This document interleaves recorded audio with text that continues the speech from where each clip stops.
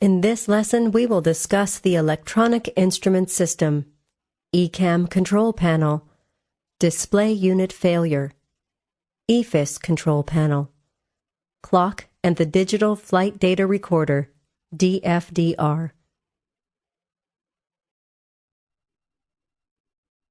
The Electronic Instrument System on the A320 uses 6 identical display units to present data to the flight crew. 2 System Data Acquisition Concentrators, or SDACs, acquire data from aircraft system sensors and computers and generate signals to the 3 Display Management Computers, or DMCs, and the 2 Flight Warning Computers, or FWCs. The FWCs also acquire data from aircraft system sensors and computers and generate signals to the DMCs. Additional system information is provided directly to the DMCs, which process all signals received and generate the images to be displayed on each of the 6 display units. Each DMC has 2 independent channels.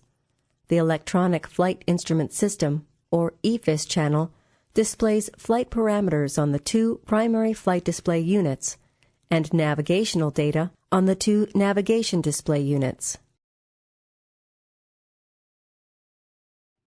The Electronic Centralized Aircraft Monitor, or ECAM channel, displays the primary engine control indications, fuel quantity, the flap slat position indicator, and warning and caution messages on the engine and warning display unit, commonly known as the upper ECAM.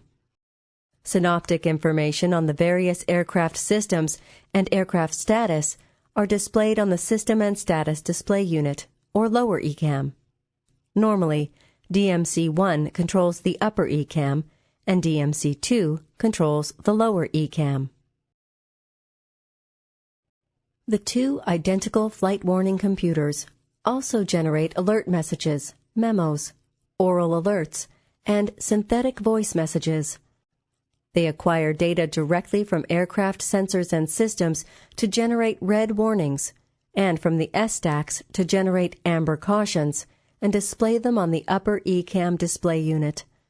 At the same time, a corresponding red master warning light for red warnings and an amber caution light for amber cautions will illuminate on the glare shield panel.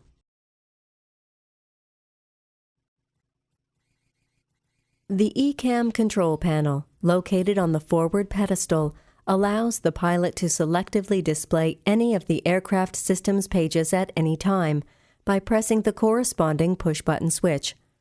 When pressed, the light on the switch illuminates. Each of the systems pages is described in detail in the associated modules. Touch a Systems Page push button to view the desired systems page, then the right arrow to continue.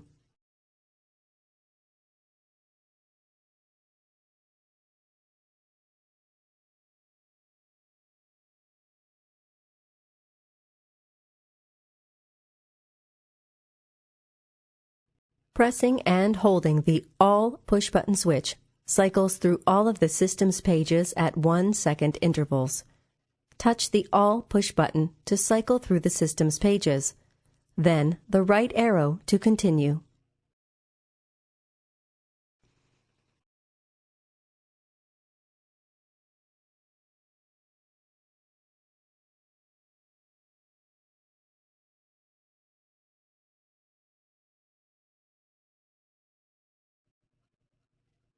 On, off, and brightness controls for the upper and lower ECAMs are located on the ECAM control panel, and for the PFDs and nav displays on the outboard main instrument panel.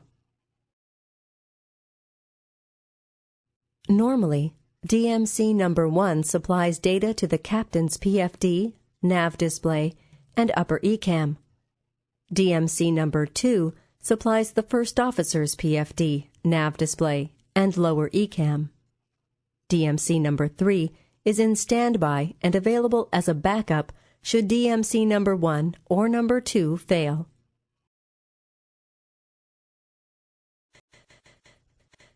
The Electronic Instrument System DMC selector on the switching panel has 3 positions: if there is a failure of one of the DMCs, indicated by a white diagonal line across the corresponding display units, the crew can select the number 3 DMC to replace the failed unit by rotating the selector knob to the Captain 3 position or the First Officer 3 position as required.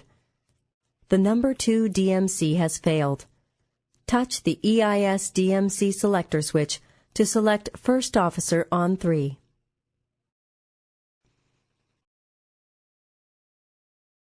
If the upper ECAM display unit fails or is switched off, the engine warning display will automatically switch to the lower ECAM.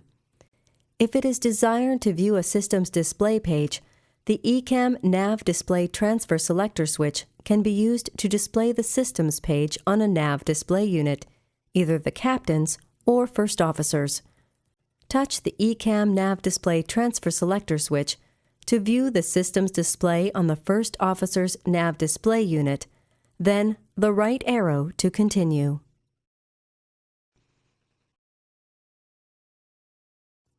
Another method to view a systems page when the upper ECAM display unit has failed is by pushing and holding the desired system page push button on the ECAM control panel, which will temporarily display the selected system page on the lower ECAM for a maximum of 3 minutes. Touch a systems page push button on the ECAM control panel, then the right arrow to continue.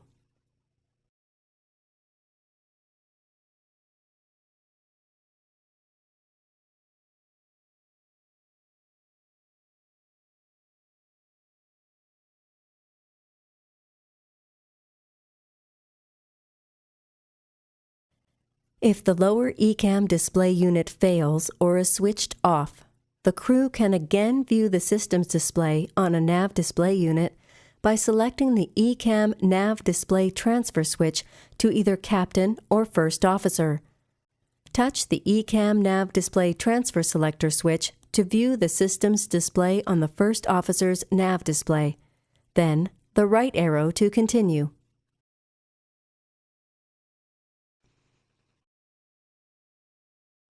Alternatively, pressing and holding the desired systems page push button on the ECAM control panel will temporarily display that page on the upper ECAM.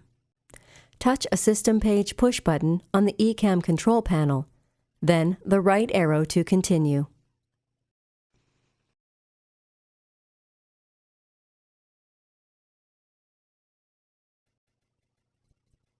If both ECAM display units fail, selecting the ECAM nav display transfer switch to either captain or first officer displays the engine warning page on the selected nav display unit.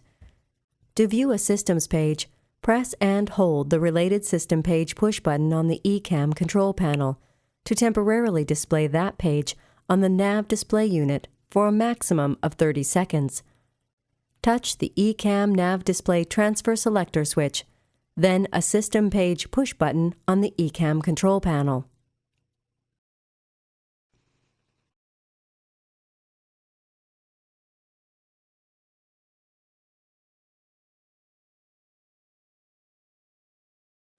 If a PFD unit fails or is selected off, it is automatically transferred to the nav display unit.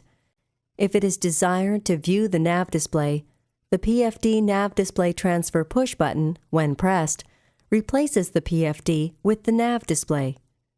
Pushing it again restores the PFD. The captain's PFD unit has failed and has automatically transferred to the nav display unit. Touch the PFD nav display transfer push button to view the nav display.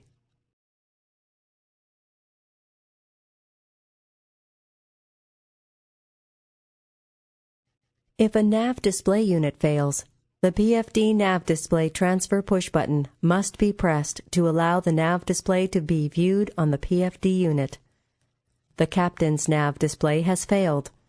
Touch the PFD nav display transfer push button to view the nav display on the PFD unit.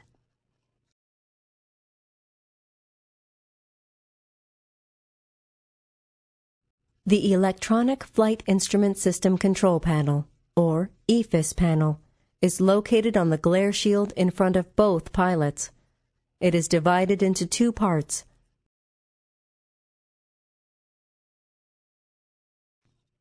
The PFD control part has control knobs and a display for setting the barometric pressure, and push buttons for displaying the flight director and ILS information on the PFD.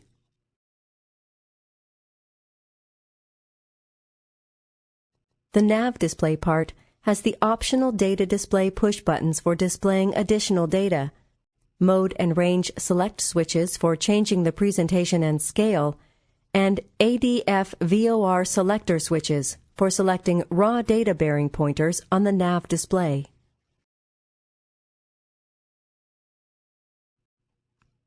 A fully independent clock is installed on the right side of the center instrument panel.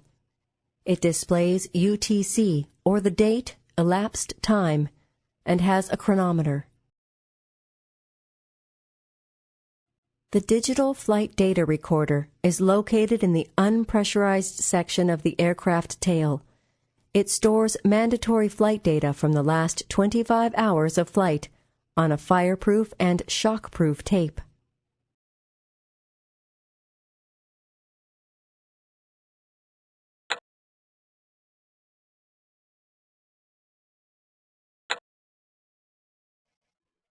In this lesson, we have discussed the electronic instrument system, ECAM control panel, display unit failure, EFIS control panel, clock, and the digital flight data recorder, DFDR.